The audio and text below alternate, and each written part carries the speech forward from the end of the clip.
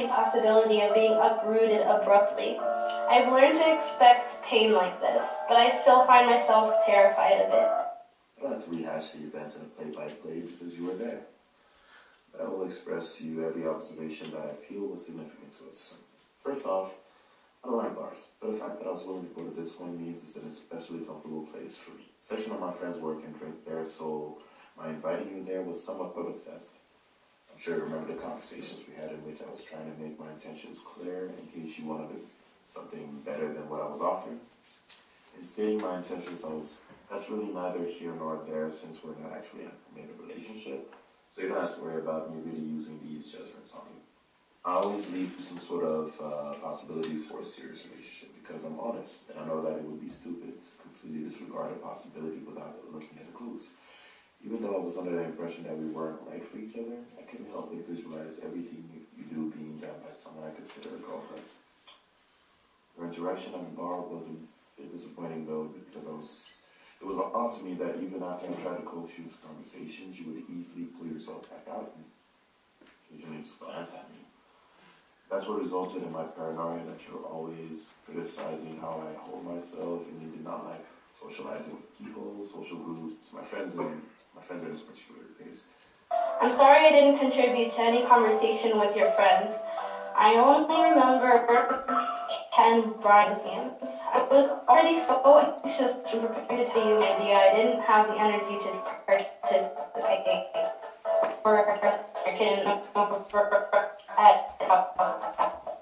I wasn't sure to join that place after, to be honest. I just finished working out after a long day of tutoring and dealing with idiots at the gym.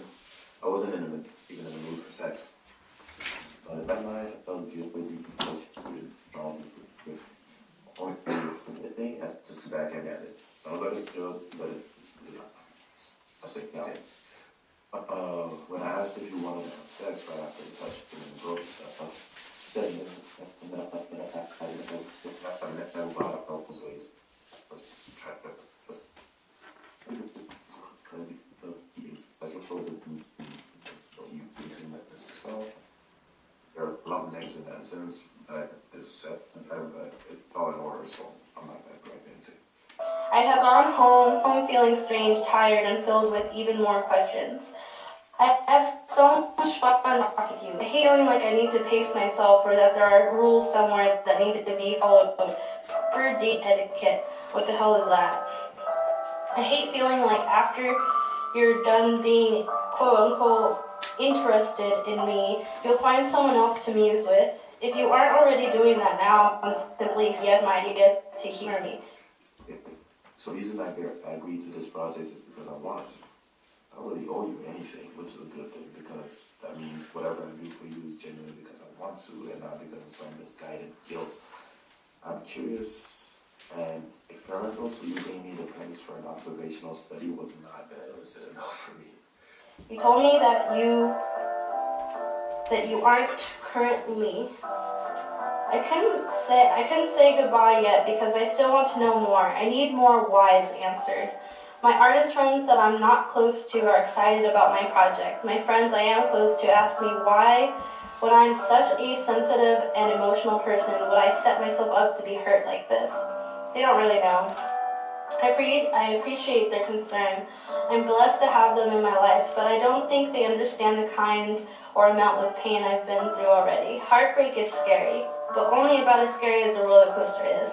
At least then you know you'll come back up. Honestly, I'm curious to see whose heart breaks first. You seem to think you're in control.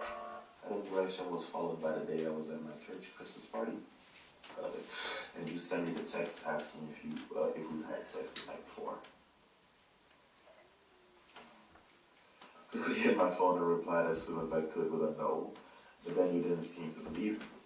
You eventually believed me when you figured it was just your thought. It was a bit annoying that you seriously doubted me about that, but I swallowed it, and since it was still under the whole I don't take it personally mindset, I came over the same night to talk to you, and we had that talk in which I thought I was being very clear and direct, which I later found out that you took as a power play.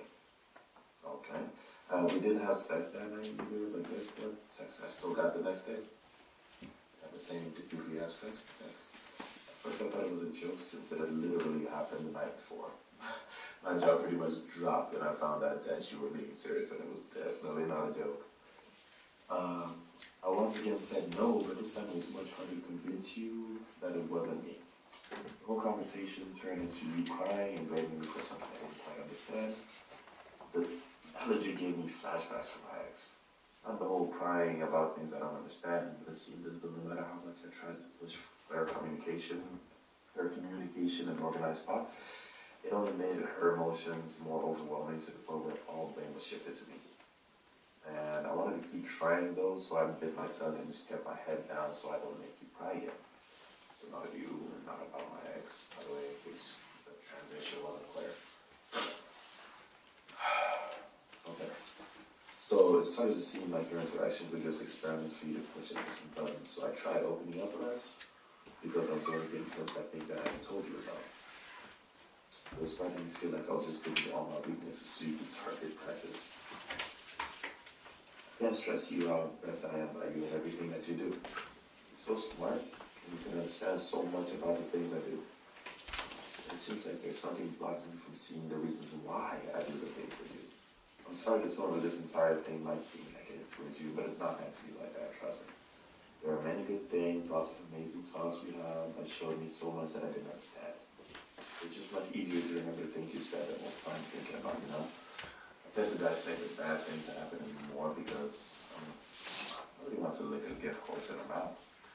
Hey, that's the same, but whatever, I can't think enough. Here for this, okay? December 10th, 2016. Dear Christian, I am coming to realize that I am afraid of you, not of you as the individual. People and whatever status they claim doesn't ever really move me, but as the personified manifestation of everything I've been running from for the last 3 years. Hence the constant and overwhelming anxiety. In one body and character, you are my deepest fear and most likely regret. One of the most aggressive heartbreaks I have ever encountered was caused by a boy with your same birthday. Sagittarius is a curse. I never knew a human who could, even in the blatant act of getting caught, lie so much and very badly. The feeling I have when you speak is familiar. Nothing and no one but you can be number one. I'm becoming a pet again. One that needs to learn, to be trained, changed to a specific standard and preference, and goaded into accepting your flaws while I hide or alter and or better mine for your sake. Everything for your sake. I'm waiting for you to call to tell me if you can come by tonight. It's 1 hour after you said you thought you'd be done. I feel like you bank on my memory being shoddy. It isn't as bad as you assume. I'm tripping out over the incredible coincidence of 2 books I bought shortly after we first met. Sophie Cowell's book of short stories. Quote, why would I read others' true stories when mine is so amazing? End quote. And Chris Krause's I Love Dick. The latter references the other a couple times, but it was a complete fluke that they had anything to do with each other when I bought them. I'm only just beginning I Love Dick. Did I get my idea from Sophie? I did read her book first, but regardless, this feels like an affirmation from the universe to continue. To be completely honest, I probably would have without it anyway. Then again, maybe I would have shut down at some point in the middle without it. I'm so emotional right now.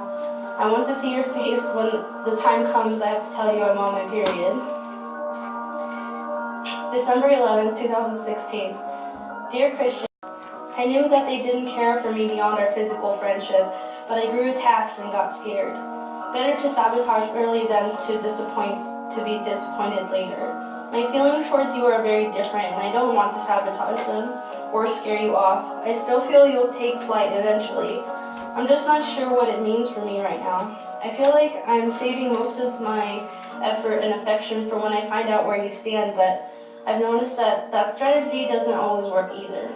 I guess at this point, I just want to say fuck it to any strategy or predisposition so I can actually enjoy myself. That's new. So going off that last note about you assuming I'm a 2D individual with a sex on the brain, I remember once at work just texting casually and you asked me what I'd rather be doing than what I was doing at the moment. And I was honest and said having sex.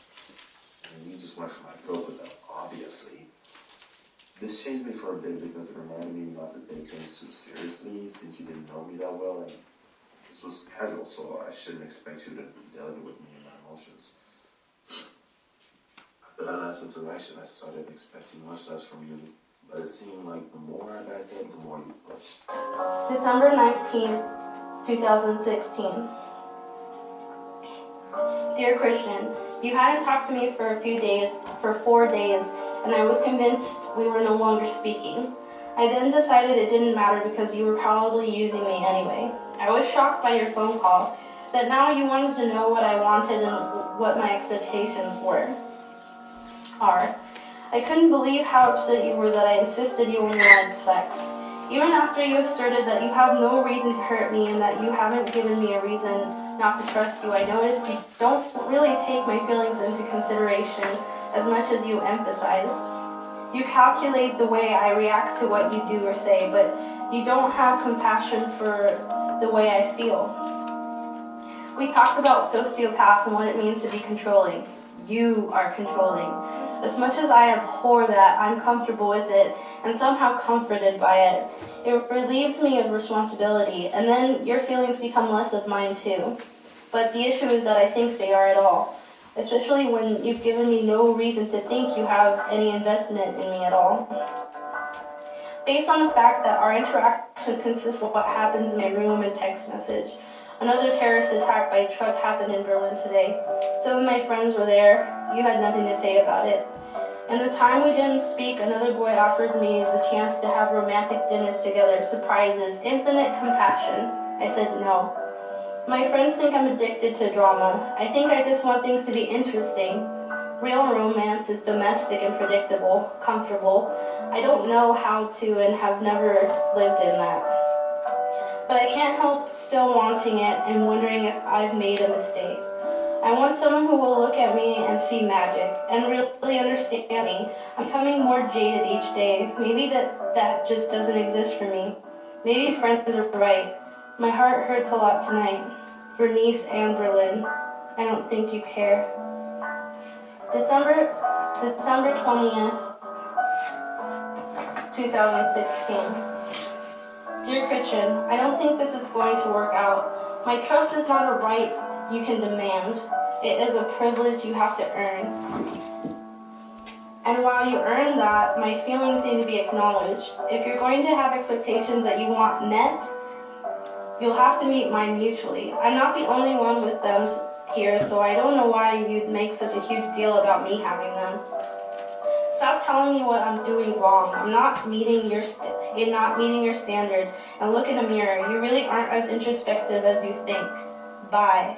Signed, Eliza B. P.S. Merry Christmas. December 21st, 2016. Dear Christian, another boy found me last night. He took me out, bought me drinks.